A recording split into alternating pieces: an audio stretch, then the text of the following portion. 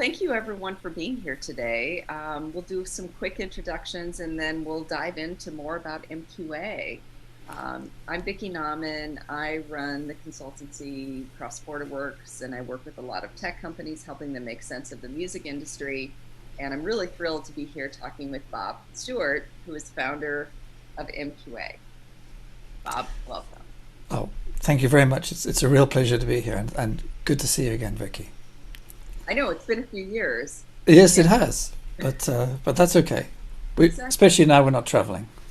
I know, exactly. Well, I'm hoping that we might actually cross paths in person, because after all, this is a relationship-driven industry, and we need to see each other in. Absolutely. Well, I'll just give a little introduction. I'm Bob Stuart. Yes, I'm the founder and chairman, CTO of MQA. Prior to that, I started a company called Meridian Audio, which I started in 1977. So for some time, I was a manufacturer of high-end audio and very interested in digital audio process. We became interested in digital audio, did a lot of research in that. Actually, back there, we even invented lossless compression. This is even before 2000. But these days, since 2014, my full-time work is with MQA. Well, you've been around, Meridian is one of the brands that's known for audio quality. And you've been around since the beginning of the digital revolution, when Napster came around and disrupted everything. And we went from having CD quality, uncompressed music to highly compressed MP3s. There were a lot of debates in those early days about, is it quality or convenience?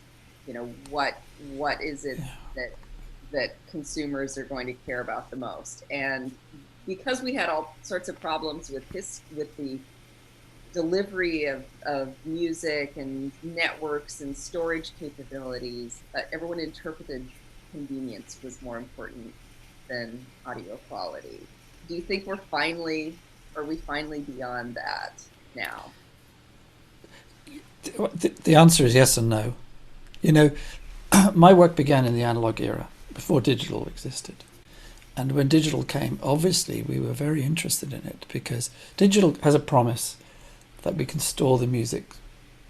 We can store it without damage, and we can transmit it more easily without damage. And those are real benefits. But even at the beginning of digital, people were arguing about the sound quality.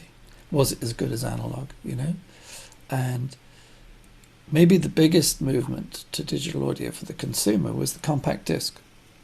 We basically went from vinyl to CD. And for the music industry, that was hugely important, because it brought a very clear sound, a better sound, and a more robust form of distribution to everybody. What you mentioned is where it started to go more wrong, if you like, was about the same time as some of our partners in Japan, colleagues, and ourselves were looking at doing higher quality, going from CD to high resolution. That was around 2000. We ended up with the internet and piracy and MP3. And that was a huge fall in quality for everybody. No question about it. And yes, at one level, the journey that we've taken from the consumer's point of view is every time we give a choice of convenience over quality, it seems that convenience has been chosen. And sound quality has often suffered. And all the way through the whole era of MP3 and the beginning of streaming, sound quality has been lower than it was back in the 1990s, 1980s with compact disc. So that's kind of strange. And at one level, we're almost back to where we were in 2000 in terms of sound quality. Of course, higher quality and high resolution sits on top of that. But the MQA project was all about recognizing the fact that actually digital could sound a lot better, and that not only could we do better than CD lossless quality, we could actually bring you right into the studio. And a number of insights came to us, from human auditory science and from modern digital processes, where we were able to solve what we saw as important problems, not only for the consumer, but for the artists and the producers and the labels. Problems like an enormous amount of effort would go into making the sound great in the studio, but yet most people are listening to it in much lower quality. And we didn't believe that the consumer asked for lower quality, ever. We just think that they would gravitate towards higher convenience. And so with MQA, we were recognizing that we could make the audio more efficient, better sounding, and that would lead to more of a switch between convenience and quality. But the other things in there is what we call the authenticity, the provenance of the sound. Because if you think back in the history of recorded music was made on vinyl discs or CDs, and these were mastered, and the process of creating it is like printing process, stamping process, right? So everybody got the same thing. But in the digital era, we had this steady evolution of not precise and sometimes careless practices in the distribution of the audio. The file would go to one place and it would be changed and sent to another and changed and sent to another. And so with that going on, people weren't ending up even with what was done in the studio. So part of what MQA was also trying to do was not just improve the sound and improve the convenience with the lower data rate, but to make sure that people actually got what the artist intended, what the producer and the mastering community had spent so much time making this great sound. I'm sorry if that was a long answer to that question, but it's a big topic, and we think that sound quality and delivering actually the real sound is what consumers are responding to, and needed to have that opportunity given the real dive in quality that appeared from 2000. Yeah. Well, it's fascinating to me that you were really focused on artists and the studio and really putting the music out as it was intended, as it was created. I think that's critical because at the time, in that era from probably 2000 to 2010, part of what was going on was that people, our phones and our devices didn't have very much storage capability. Networks were really throttled in terms of how much bandwidth you had and what you had to use for your entire household. There were all sorts of constraints that almost forced convenience to become the baseline of functionality, that yes, you could actually download a song in an MP3 format onto a phone or a laptop or some digital device. Yeah. And then, but I think the question that you were able to really continue to hone in on, which was, is that enough? And that there's something better than these compressed MP3s and compressed streaming. And you didn't just take an approach of what was done in the analog days, but you really looked holistically at systems for storage, encoding, delivery, audio quality. Can you talk a little bit about how you came up with this concept of MQA? Yeah. Well, so that you're exactly right. I mean, in the early days of the internet, data was extremely precious. And although these days it's easier for people to have more and more bandwidth, it's not true for everybody on the planet by any means, but we can have more bandwidth. And that does allow you to send higher quality. However, what we mustn't do, I think it's quite incorrect to do, is to use too much data, right? Because we can make a recording in the studio, and we can record it at a low sample rate or at a high sample rate. And the higher the sample rate we use, you get an improvement in the sound, but you also use a lot more data. And one of the interesting problems that's going to be facing us, I believe, is that the internet is using a significant percentage of the energy of the whole planet. It's measurable. And so a streaming service actually has a carbon footprint, which is something that is often not talked about. How much is not only the cost of streaming, but what is the environmental impact of that? So that's important. That's a kind of practical thing. At a philosophical level, what we discovered was a better way to capture the sound without using too much data, but actually to get the real whole sound. And one of the practical benefits that brought for us was being able to have one file. So if you think about what you're talking about, people might have had CDs at home, they might have downloaded big files into the hi-fi system, but on the road they wanted MP3s on their phone, and they end up with the music very scattered. You need a different kind of file to play back in the car or the phone and so on. And very serious data caps in some territories, like you say. If you've got 5 gigabytes a month, you're not going to do much video, and you're certainly not going to do much audio. So these things make a huge difference. So we looked at this and we thought, well, there's a technical solution here, but the problem that we want to solve is important for the music, because the artist's voice is important, and we firmly believe, and we show it. I believe we show it. You'll see it in the reviews. You'll see it in the comments that's made about us by mastering engineers, that we are delivering that sound. And the more clearly you hear the music, the more you enjoy it, and the better emotional response you're going to have to it. And that's a key point. So delivering it with more convenience and with authenticity, so it's genuine. That's what it was really about. And like I said earlier, I don't think anyone ever asked for lower quality. It's just one of the things that happened.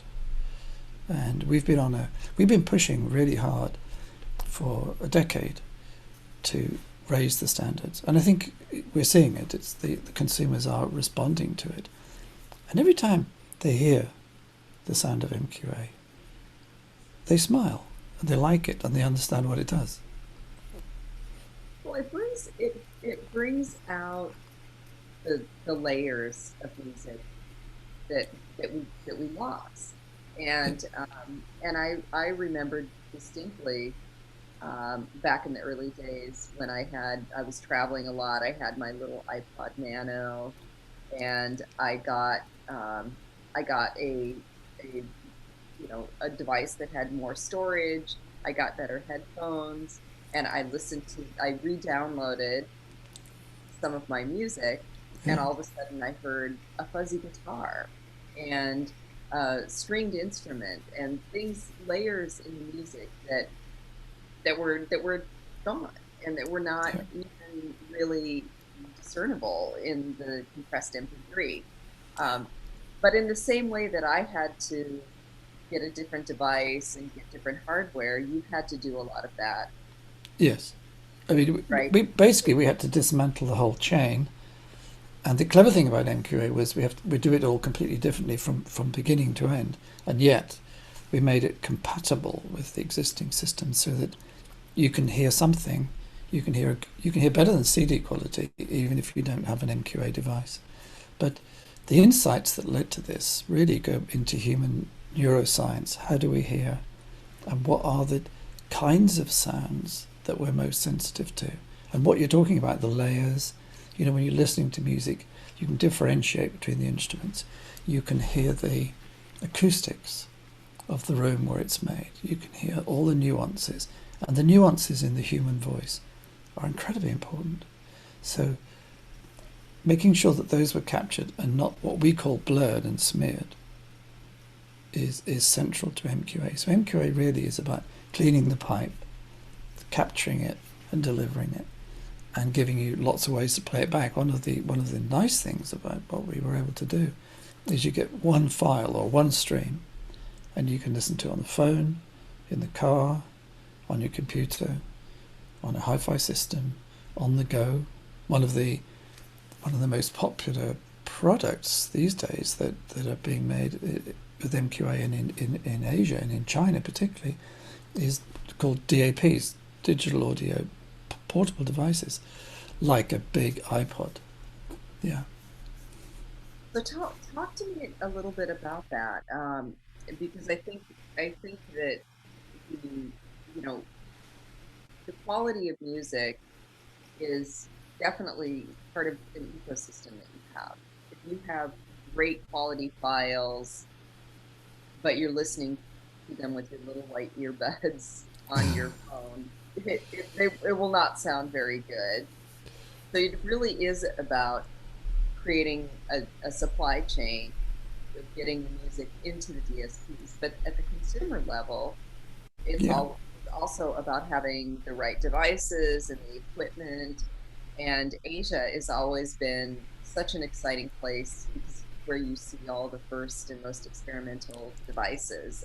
So tell me, I'm curious. I want to hear more about what you just mentioned, this trend. So you mentioned a couple of things there. So first of all, it's true that the earbuds maybe not as good as a bigger headphone or as a big loudspeaker system. But when we get it right, and this is what we found in MQA, when we stop the digital getting in the way, and if you think of it like that, we sort of clean out the distortions, the errors, the poison in the digital, and we make sure that playback, that it doesn't get reintroduced, which is another problem because you can have a player that has problems. When we do that, even the simplest earbuds will sound better. And I remember someone very high up in a major label, the first time he played him MQA, he used his small Apple earbuds and he said, "These have never sounded so good." So yes, that's important because it's available to everybody. But yes, you can invest in more and more equipment. And actually, we launched MQA in Japan, and at the earliest opportunity, we tried to bring it into China and Korea. So the reason I mention what we would call the Asian markets is that every market is very different with respect to the way they consume content. I mean, you're in America, I'm in the UK. There's a very strong trend to streaming. That's not the case yet in Japan. We see still like 80% of the media consumed is physical. And a completely unexpected and extraordinary development for us was the labels wanting to put MQA onto discs. So there is a thing called an MQA CD. We got, approaching 1,000 titles. And that's really turned out to be quite successful. It sounds sort of retro from our perspective, but the MQA CD is actually been introduced in the last year to China and has done really quite well. We've got several titles going in, and 100,000 discs sold in a few months. So that's fascinating. There's also a stronger interest in downloads. So one of our partners in China, Sony Select, offers music for download because, as you say, not everyone's connected all the time. But if you can have your music in your phone, that's fine. You can listen to it. Or if you want to hear it better quality, there's small portable players, and there's so many companies that make these kind of things. But we have partners like Astle & Kern and Hybe and so on. We have, at the last count, more than 80 models of this pocket music devices that are various qualities, ranging from a couple of $100 right up to a couple of $1,000 in retail price. But people enjoy listening like that, and it's disconnected from their phone because obviously your phone's doing other things, and you want to look after your data plan. But that's a trend that we see quite strongly. Now, streaming is coming to Japan, and in fact, we started a streaming service with Xiaomi Music about 2.5 years ago. They've temporarily stopped because of some changes with legislation in streaming in China. But we're really hoping that or some other service will get back on board again, because streaming is growing, but so is, for the enthusiasts, the download and the physical media, which is not what we expected. We thought it would all be about streaming. Well, I've often thought though about how the emotional connection people have with music, and this in the music sector, we have all you can eat streaming companies that, you have access to 30, 40, 50, 60 million songs, far more music than you can ever listen to in a lifetime. Yeah. But there's a value in access. But most consumers and people who love music have a very short list of music that's really, really meaningful. Yeah. And so I can see a world where, vinyl, CD, and really high quality downloads are a companion to an access model, where you have music that you can listen to that's great for accompanying you in your daily activities, but then you have your collection over here that really matters. Yeah, and in cultures where collecting is important and where overtly supporting the artist is important. Some people will want to listen to music on streaming, but they want to go and buy the CD to help the artist. That sort of thing is right. But you're right about everyone has their own window into music, but music is so important to us. It's the soundtrack of our lives. It has a strong emotional connection to almost everyone. And one of the interesting things is that since 2000, steadily the quantity of recordings that are made in higher quality, what we call higher resolution, has increased. Although, if you looked at the catalogue of something like Tidal, you would say, well, maybe only 10% of their content is in high resolution. But when we look at the RAA numbers, they would tell us that 70% of what is actually played is in this higher quality. So the most relevant content is in modern, higher quality, and that's very exciting for us. And, our friends in the studios tell us that these days, only 20% of content that's being made today is being made in CD quality and digital. Everything else is better than that, which is good, because if we capture it in the studio in higher quality, then with MQA techniques we can clean that recording and deliver it and have it arrive, and have people enjoy it. Our goal is people listen to it and they smile, because we take the digital out of the music and connect you directly to the artist's performance. That's the idea. I think it's fascinating that this in the recording studio, the percentage at CD quality and the percentage at CD quality and above. Because I also remember back in the dark, it's kind of the dark days of digital, the 2000 to 2010, when everyone was trying to figure out what is the business model, will people ever pay for music again, how is this going to work, that there were actually some discussions that were taking place with labels and people in A&R saying, well, maybe some music styles, are better suited for low quality audio, and kind of looking almost with nostalgia back to the heydays of rock music in the 70s, of having analog and all of the instrumentation, and saying, well, maybe music as a form has just changed. And I think it's easy to get confused. If you're in a studio and you're being told, well, make it sound as good as you can on MP3, that's a pretty miserable target, right? Exactly. And the problem, the tragedy from our point of view is that recordings that are made like that, you lose something from the archive. And I'm a strong believer that the archive is important.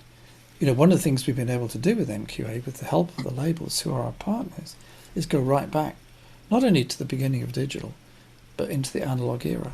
If you look at what we're offering today, it's everything from the earliest days of Ella, from the beginning of Frank Sinatra all the way through, and then early digital.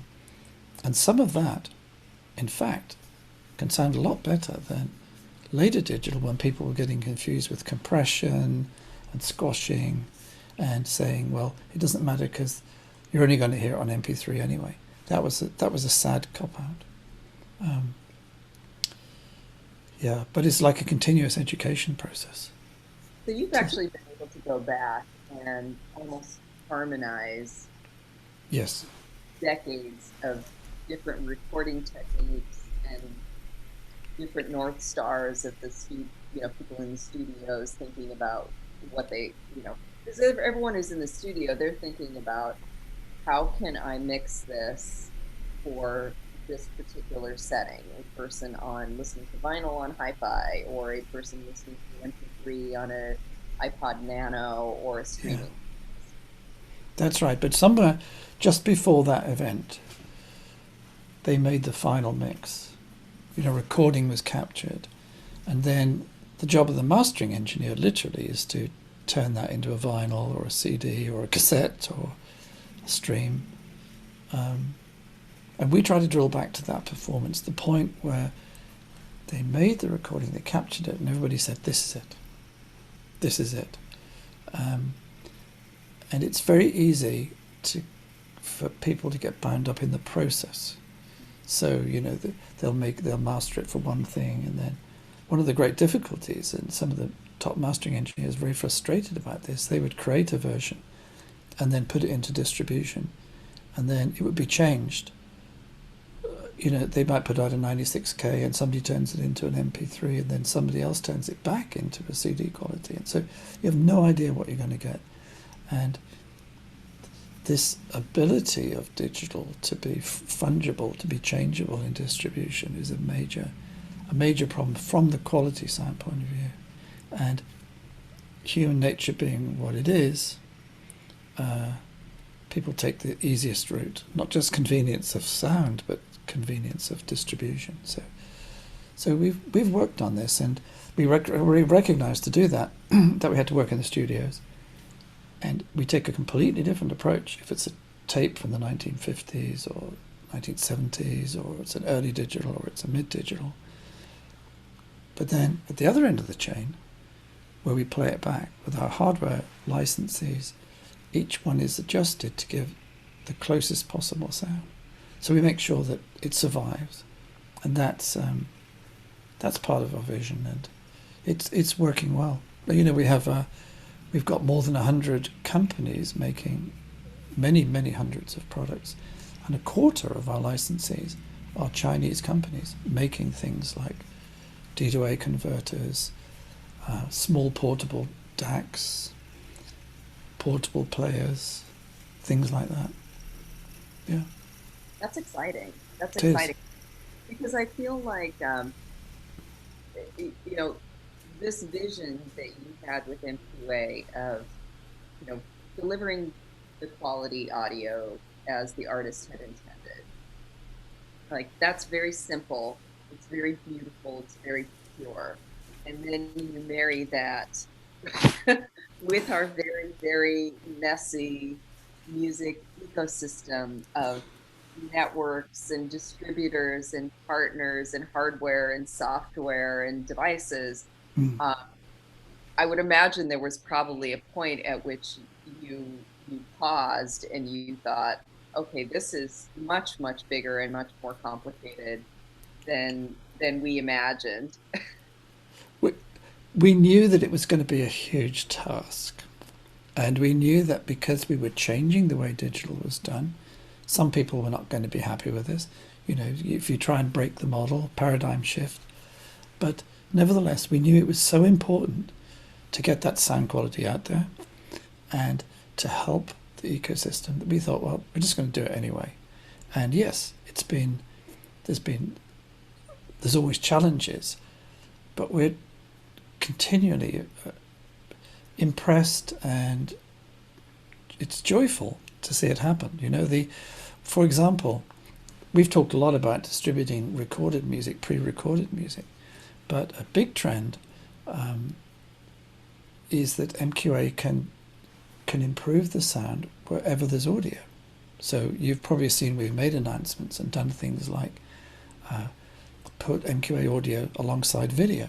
So video with MQA, we're working with a Japanese TV company who's doing test transmissions of TV with MQA sound, and TV sounds even worse than distributed sound for music in many, many parts of the world.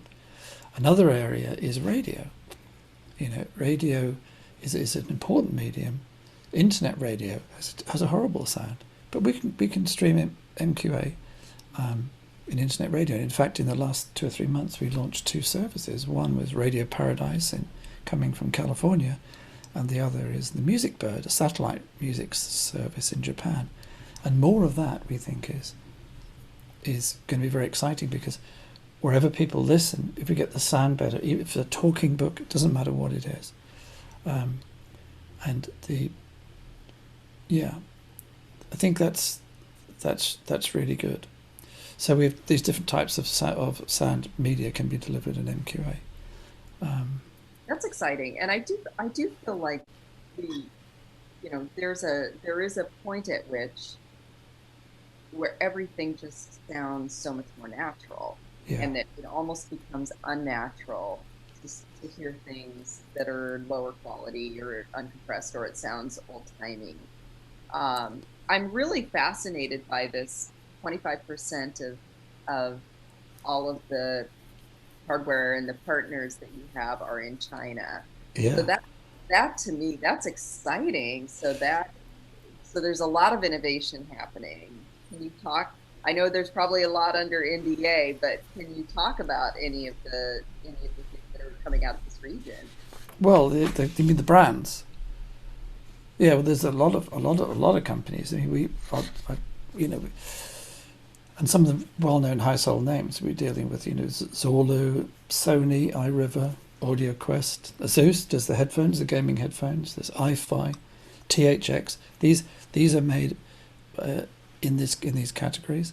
Of the Chinese companies, I don't have a list in my head, but they've mostly signed up really inside the last 2 years. That's where the movement went. And one thing I was going to tell you about, we're talking about the different types of sound, is TV sound, video sound, radio sound, pre-recorded music. There's a huge interest in China in karaoke. And MQA is really good for karaoke, because if we have the clarity of the backing track and the sound being captured of the would-be artist in this sound quality, it's very exciting, because by removing the digital from the chain, it becomes more organic. So karaoke at home, on the go, is quite a thing. Now, that's not something that we see here in the UK, for example, but it's very big, and so we respond to that. It's kind of fun. I think I've been to a handful of really great karaoke places in Shanghai and Beijing, and right. I can't say that any quality of audio would have improved my performance, but there were some really, really great people in the room. It might have improved your performance. So Bob, when you think about the trends and the things that are driving this, and when you think about things like really immersive experiences and gaming, and I've often wondered, music in games sounds better, oftentimes sounds better than many of the music services that we have, and it partially it's designed around this immersive experience. But what do you feel are the trends and the patterns that are really driving are driving interest and adoption of MQA and higher quality audio? It's definitely a love of music and that listening. You mentioned a few things there. Now, gaming, yes, some gaming can sound great, and that's because there's the budget to make great productions. One of the other things you mentioned is immersive, and that's subject to being proven because, you know, in the history of audio, we've had like immersive sound appear 4 times and disappear. And my particular perspective on that is immersive sound is great, and 3D sound in MQA is superb. But if you try to do immersive at the expense of quality, let's say, rather than using your bandwidth to transmit high quality, but you dumb it down to have more channels, that's not so good, because in truth, in immersive sound, you need even more precision than you do with 2 channels. So to do immersive properly is a step that needs to be done carefully. Otherwise, we'll end up reissuing everything in dumbed down music, and 3 years, 4 years down the road, we'll say, hang on a minute, didn't we just do an MP3 again with the sound? Right. Well, we do tend to make mistakes several times, and then we realize, right, we've been here before. Well, one of my, obviously my primary area of interest is human psychoacoustics and audio coding, but I'm also a student of audio formats and the whole thing, and you can see it comes and goes, and the way the technology reads onto the music of the day. But this has been going on since Edison, and there have been times when it's easier to get the music, and there's times when it isn't. Sometimes it speaks to the collector gene, sometimes it's just available. Some people think they don't care, but by our experience, whenever we show somebody better sound, they respond to it. And that's our mission. So whether it's immersive, gaming, or any type of sound, it's the inner quality. It's how clearly do I hear you, or do I hear a bird singing, or whatever it is that we've got in the sound that makes the difference. Well, when the option, they're going to choose to have something that sounds more natural, that sounds fuller, that sounds much more multifaceted and layered. But it's really a challenge because people don't trust their own hearing. They oftentimes think, well, I don't know if, but if that's what my favorite artist says is supposed to be great and it comes out of the studio and he endorses it, then I'm good with that, but I don't trust my own ears. Well, this is an interesting conundrum, but you're right about one thing. We recognize that some people feel that way, and so there's no doubt if the producer or the mastering guy signs it off in the studio and a light comes on when you play it back and says, this is it, you can say, I got the organic, I got the real thing.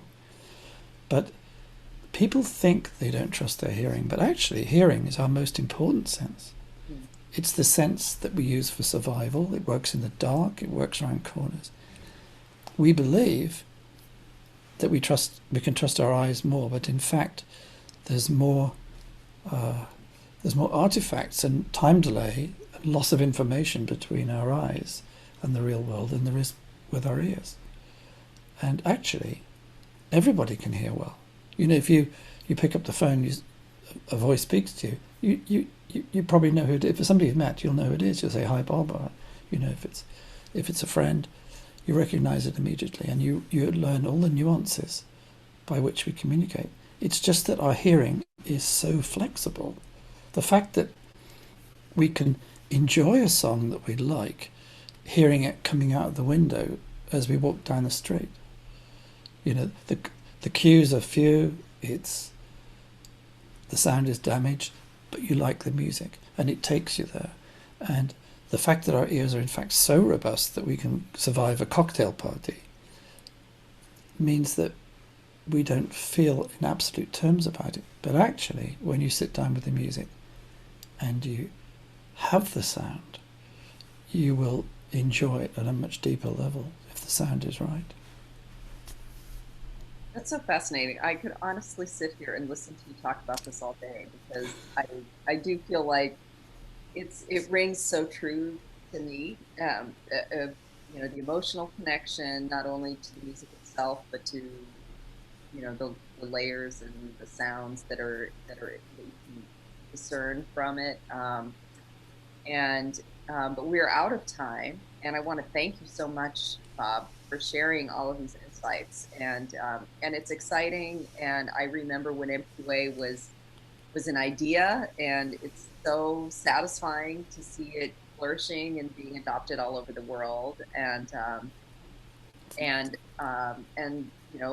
just really, really fascinating to hear the story. Well, thank you very much, Vickie. It's been lovely talking to you. Thank you very much. Thanks to Music Ally as well.